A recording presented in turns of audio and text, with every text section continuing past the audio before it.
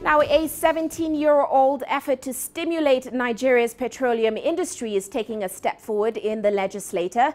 The lower house of the Nigerian parliament passed a version of the bill identical to one approved by the Senate in 2017.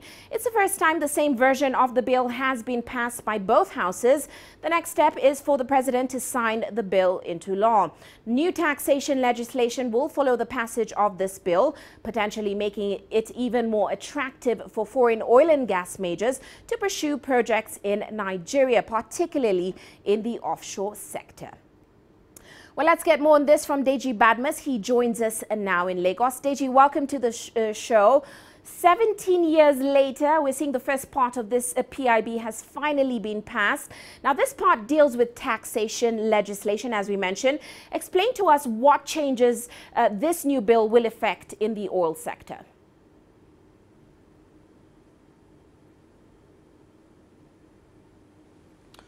Well, first is that the NNPC, as we know it, I'm talking about the Nigerian National Petroleum Corporation, as we know it, will no longer be the same.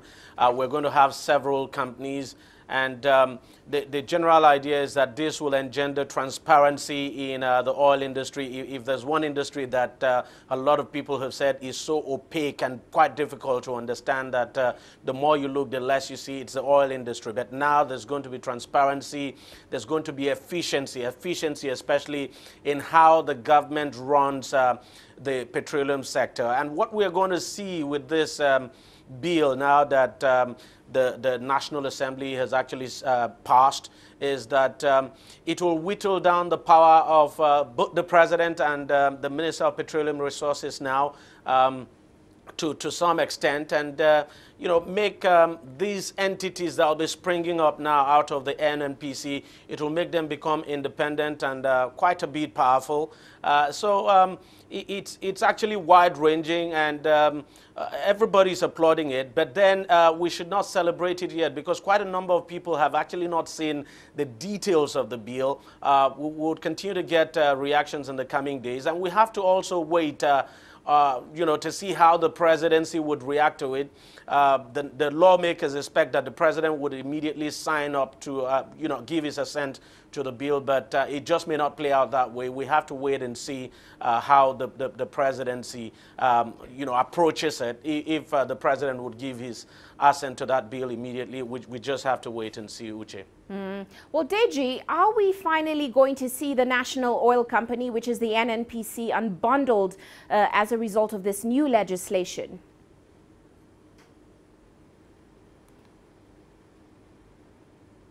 Absolutely, absolutely.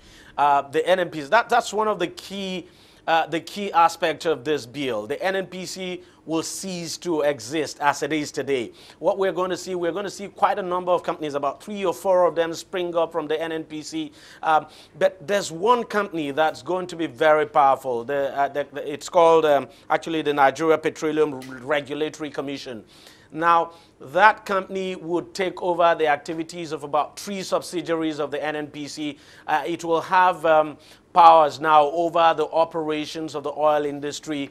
So you'll have, for instance, the PPPRA subsumed into that commission. You have the Petroleum Inspectorate Unit subsumed into it, and there's another unit as well that will be subsumed into this Nigerian Petroleum Regulatory Commission. It's going to be powerful. It's going to regulate. The DPR, of course, will be subsumed into that commission. It's going to regulate the activities of players in the industry. And then you're also going to have an asset. It's called the Nigerian Petroleum Asset Management Company that will be coming up to manage the assets of not just the NNPC, but all the subsidiaries that will be collapsing into this regulatory commission. So quite a number of companies are coming up.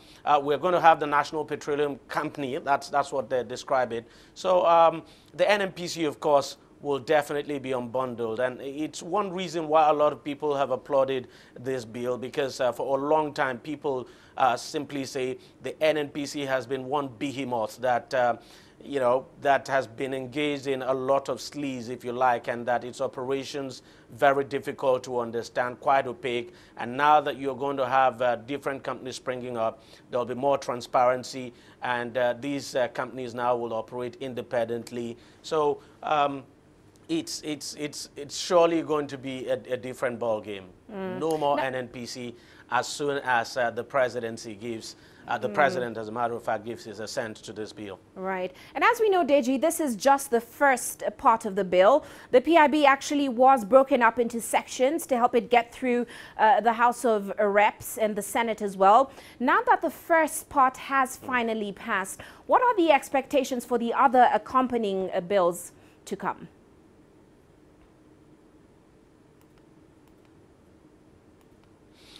Well, first of all, let me just say that the other parts of the bill, I mean, the accompanying bills are very important. Two bills, actually, very, very important.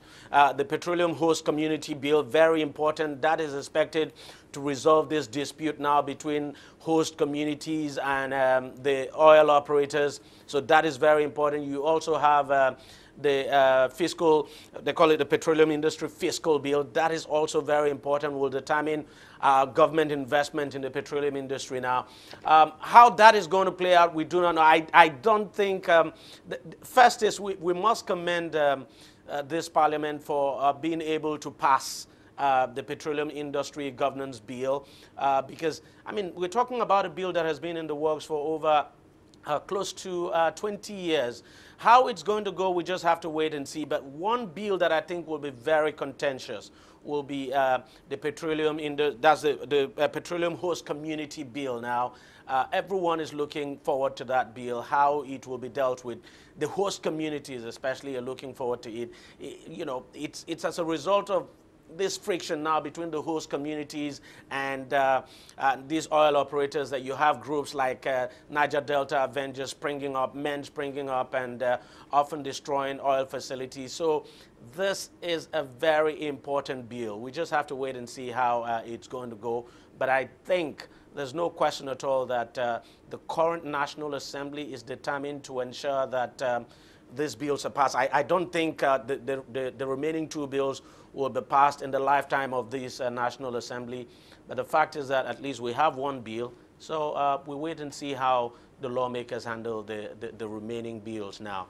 But I think we might be seeing the remaining bills now pushed to the next parliament. Well, many thanks for those insights, Deji. Of course, Deji Badmus joining us there in Lagos.